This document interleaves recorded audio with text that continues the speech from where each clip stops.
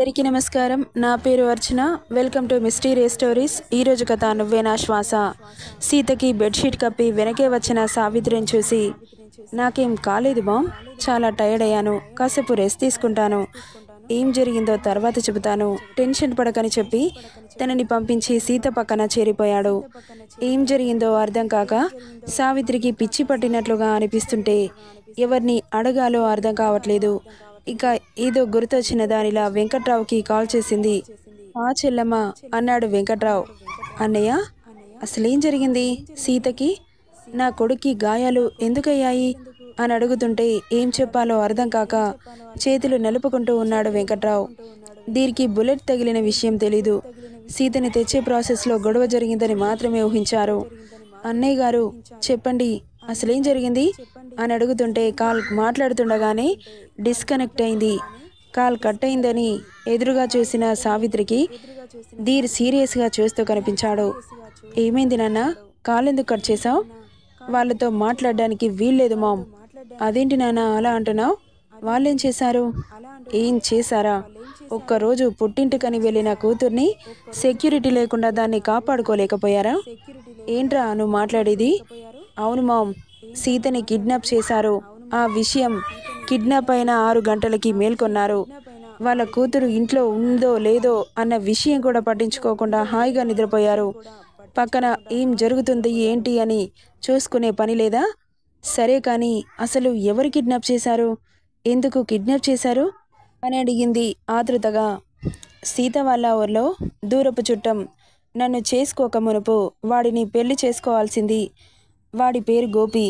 వాడు సీతని పెళ్లి చేసుకొని కిడ్నాప్ చేసి రాబర్ట్ గాడికి అమ్మాయాలనుకున్నాడు. రాబర్ట్ దగ్గర చిన్న చితక పనులు చేసేవాడు గోపి. అమ్మాయిల పిచ్చి ఉన్న రాబర్ట్కి సీత ఫోటో చూపించాడు. ఆమె ఫోటోని చూడగానే వాడికి పెళ్లి చేసుకోవాలన్న ఆలోచన వచ్చింది.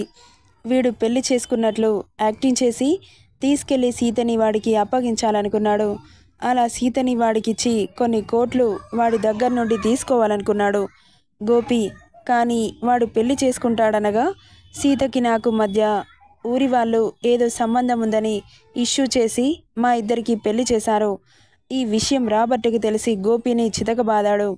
నువ్వేం చేస్తావో నాకు తెలీదు, పెళ్ళైనా పర్వాలేదు, నాకు సీతే కావాలి అని పట్టుబట్టి సీతని కిడ్నాప్ చేసేలా చేశాడు. మరి ఇదంతా విషయం నీకెలా తెలుసు?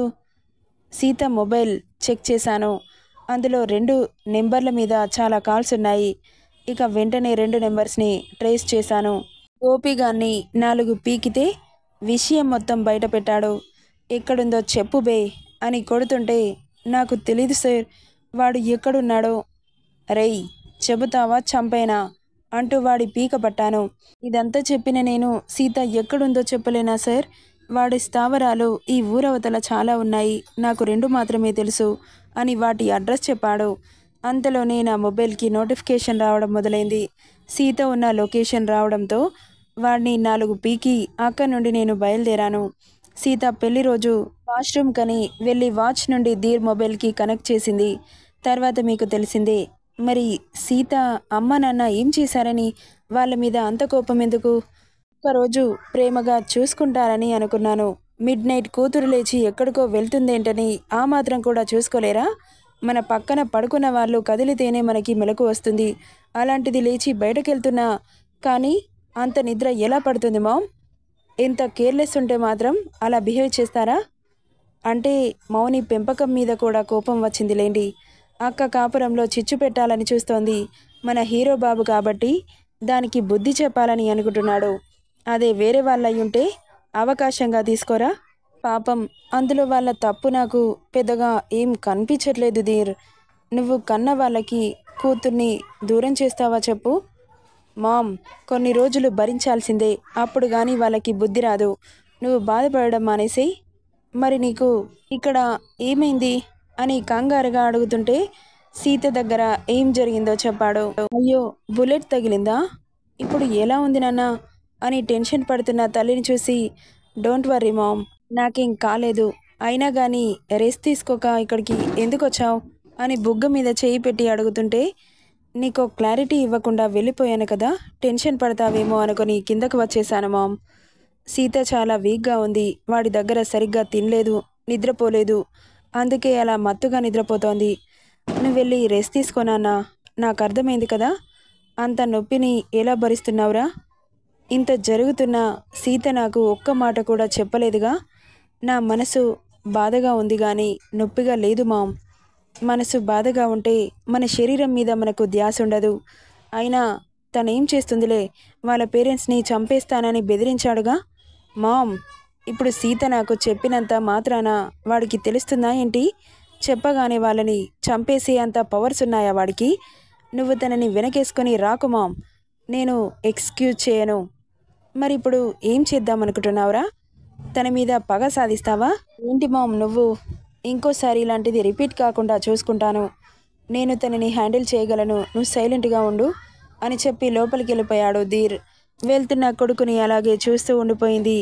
ఏదైతేనేంటి, గండం గట్టెక్కేసింది. లేకపోతే నా కోడలు నాకు దక్కకపోయేది ఆ రాక్షసుడి చేతిలో పడి అని మనసు కాస్త తేలిక పడుతుంటే అమ్మయ్య అనుకుంది. రూమ్కి వెళ్ళిన ధీర్ హాయిగా నిద్రపోతున్న సీతని చూసి అతని మనసు అప్పటి వరకు ఎగసి పడుతున్న కెరటమైతే ఇప్పుడు సీతని అలా చూడగానే నిశ్చలంగా మారిపోయింది. శరీరానికి రెస్ట్ అవసరమనిపిస్తుంటే ఆమె పక్కన చేరి సీతని కళ్ళ నిండా చూసుకుంటూ అలాగే నిద్రలోకి జారుకున్నాడు. ఎప్పటికో మెలకువ వచ్చిన సీత పక్కన ధీర్ కనిపించగానే 2 రోజులుగా పడ్డ టెన్షన్ అతని ఫేస్ చూడగానే భరోసా అనిపించి హాయిగా అనిపిస్తుంటే ధీర్ నుదుటి మీద ముద్దు పెట్టి అతన్ని అలాగే చూస్తూ ఉండిపోయింది. సారీ అండి, నేను చేసింది తప్పే. ఆ క్షణంలో నా వాళ్ళే నాకు గుర్తున్నారు. ఎక్కడ వాళ్ళకి హాని జరుగుతుందోనని భయపడ్డాను కానీ వేరే ఉద్దేశం నాకు లేదండి. ప్లీజ్ నన్ను క్షమించండి. పోనీలేండి, మీకు తప్పనిపిస్తే నాతో మాట్లాడకండి. అంతేగాని నన్ను దూరం పెట్టకండి. నేను తట్టుకోలేను అంటూ మారు పెదాలపై ముద్దిచ్చింది. ఆమె పెదవులు అతనికి తగలగానే చిన్నగా కళ్ళు తెరిచి ఎదురుగా ఉన్న సీతను చూశాడు. కోపంగా చూస్తూ అటువైపు తిరిగి పడుకున్నాడు. అతని వెనుక నుండి హత్తుకుంది సీత. ఆమె స్పర్శ అతని మనసుకి హాయిగా అనిపిస్తుంటే ఆమె చేతిని చుట్టాలని ఉన్న బెట్టు చూపిస్తూ ఆమె చేతిని విసిరికొట్టాడు. సీత బాధగా లేచి కూర్చొని అతని ముందుకు వెళ్ళి ప్లీజ్ అండి, నన్ను క్షమించండి అని ముద్దుగా బ్రతిలాడుతోంది. ముడిచిన పెదవులని చూస్తుంటే నవ్వొస్తోంది అతనికి. కానీ బయటకి కనిపించనీయకుండా ఏంటి, ఎందుకు నన్ను డిస్టర్బ్ చేస్తున్నావు? నీకు నచ్చింది చేసుకుంటున్నావుగా, అలాగే చేసుకో. నాతో ఎందుకు మాట్లాడుతున్నావు? నీకేదనిపిస్తే అదే చెయ్యి. ఇప్పటి నుండి నేనేం అడ్డురాను. పో ఇక్కడి నుండి. కోపం తెప్పించకో, నన్ను డిస్టర్బ్ చేయకో అంటూ అరవగానే బాధగా అనిపించింది సీతకి. అతనికి కోపం వచ్చింది. నా మీద ప్రేమ వల్లే కదా అని అనుకుంటూ ఇప్పుడు అతన్ని డిస్టర్బ్ చేయకూడదు, 2 రోజులు ఆగితే కోపం తగ్గిపోతుంది అనుకొని అక్కడి నుండి కిందకి వెళ్ళిపోయింది సీత. ఎదురుగా ఉన్న సావిత్రిని చూసి అత్తయ్య అని పరుగున వెళ్ళి సావిత్రిని హత్తుకుంది. నేను నీతో మాట్లాడను పో. అసలేం చేస్తున్నావే నువ్వు? కాస్తైనా బుర్ర వాడాలి కదా. అంత పెద్ద ప్రమాదానికి ఎదురెళ్తావా ఇడియట్? వాడు ఒక్క క్షణం లేట్ అయితే నీ పరిస్థితి ఏంటసలు? ఒకసారి ఆలోచించావా? ప్లీజ్ అత్తయ్య తిట్టకండి. ఇప్పటికే ఆయన నాతో మాట్లాడట్లేదు. మీరు కూడా ఇలా తిడితే నాకు బాధేస్తోంది.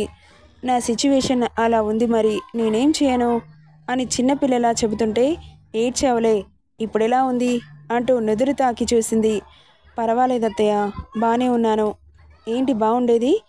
నేను వెళ్ళి కాఫీ తీసుకొస్తాను, కూర్చో. లేదత్తయ్య, నేనే చేస్తాను. 2 రోజుల నుండి నా చేతి కాఫీ మీరు మిస్ అయ్యారుగా అంటూ కిచెన్లోకి వెళ్ళింది సీత. అత్తయ్య, మీ అబ్బాయి నాతో మాట్లాడట్లేదు, చాలా కోపంగా ఉన్నారు. ఉండకుండా ముద్దు పెట్టుకోమంటావా అనగానే మూతి మిడిచి చూస్తోంది తనని. పైగా అలకొకటి, భార్యాభర్తలు అంటే ఎలాంటి సీక్రెట్స్ ఉండకూడదమ్మా. ఇప్పటి నుండి వాణ్ణి అలా బాధ పెట్టకు. చాలా బాధపడ్డాడు తెలుసా? నీకేమవుతుందోనని ఎంత కంగారు పడిపోయాడో. వాడు టైంకి వచ్చాడు కాబట్టి సేఫ్గా ఉన్నావు. లేకపోతే నిన్ను ఏ సిచ్యువేషన్లో చూడాల్సి వచ్చేదో గుర్తు చేసుకుంటేనే భయమేస్తోంది అంటున్న సావిత్రి మాటలకి ఆమె భుజం మీద తలవాల్చి సారీ అత్తయ్య, నాకు అసలు అవన్నీ ఏం ఆలోచించే సిచ్యువేషన్లో నేను లేను. ఇప్పటి నుండి ఎలాంటి మిస్టేక్ అవ్వకుండా చూసుకుంటానత్తయ్య. సర్లే, వాడికి కాఫీ తీసుకెళ్ళు. ఇప్పుడు తీసుకెళ్తే తాగుతారో ఏమంటారో. నీ ప్రయత్నం నువ్వు చేయి. వాడి కోపం ఎన్ని రోజులుంటుందిలే. నువ్వంటే పిచ్చే వాడికి, నాకు తెలుసు అంటూ కాఫీ తీసుకొని నవ్వుతూ లోపలికెళ్ళింది. పిచ్చి పిల్ల అని సీత పెట్టిన కాఫీని సిప్ చేస్తూ సోఫాలో కూర్చుంది. రూమ్కి వెళ్ళిన సీత ఎటో చూస్తూ ఆలోచిస్తున్నా దీన్ని చూసి ఏవండి అని పిలిచింది భయంగా. పలకలేదు తను. మళ్ళీ పిలిచింది. లేచి కూర్చున్నాడు. నెక్స్ట్ పార్ట్లో ఏం జరుగుతుందో చూద్దాం. ఈ స్టోరీ ఎలా ఉందో కామెంట్ చేయండి guys. Thank you for listening.